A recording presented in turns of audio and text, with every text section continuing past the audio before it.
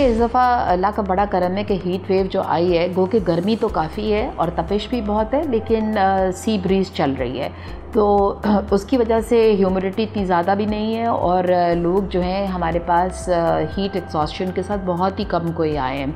तो heat wave से बचने के लिए वैसे तो आपको शेडी जगहों में रहना चाहिए।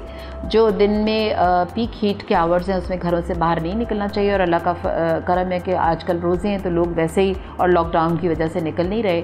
ठंडा लिबास पहने, हल्के रंगों का लिबास पहने और पॉलिएस्टर के कपड़े ना इस्तेमाल करें, सन शेड्स यूज़ करें और सर को ठंडे पानी के तौलिए लगा सकते हैं सर पे अगर बाहर निकलना ज़रूरी है, और शेडी इलाकों में रहें, ये बहुत ज़रूरी है। और अगर रोज़ा रख रही हूँ तो फिर सहरी और अफ्तार में निमकोल का पानी भी पिएँ और पानी का इतना इस्तेमाल करें कि दिन भर में आप डिहाइड्रेट ना हो।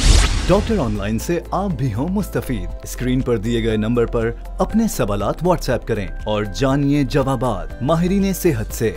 बोल का पैगाम, महफूज पाकिस्तान। सब्सक्राइब करें और बेल दबाएं ताकि कोई खबर रह न जाए।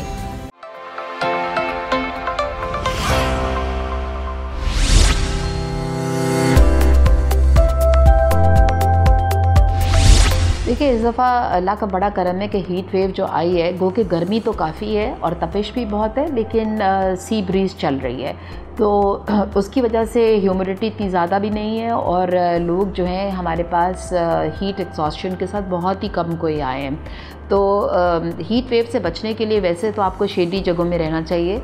जो दिन में पीक हीट के आवर्स हैं उसमें घरों से बाहर नहीं निकलना चाहिए, और अल्लाह का करम है कि आजकल रोज़े हैं तो लोग वैसे ही और लॉकडाउन की वजह से निकल नहीं रहे। ठंडा लिबास पहने, हल्के रंगों का लिबास पहने और पॉलिएस्टर के कपड़े ना इस्तेमाल करें, सन शेड्स यूज़ करें और सर को ठंडे पानी के तौलिए लगा सकते हैं सर पे अगर बाहर निकलना ज़रूरी है, और शेडी इलाकों में रहें, ये बहुत ज़रूरी है। और अगर रोज़ा रख रही हूँ तो फिर सहरी और अफ्तार में निमकोल का पानी भी पिएँ और पानी का इतना इस्तेमाल करें कि दिन भर में आप डिहाइड्रेट ना हो। डॉक्टर ऑनलाइन से आप भी हों मुस्तफीद। स्क्रीन पर दिए गए नंबर पर अपने सवालात व्हाट्सएप करें और जानिए जवाबात माहिरीन सेहत से।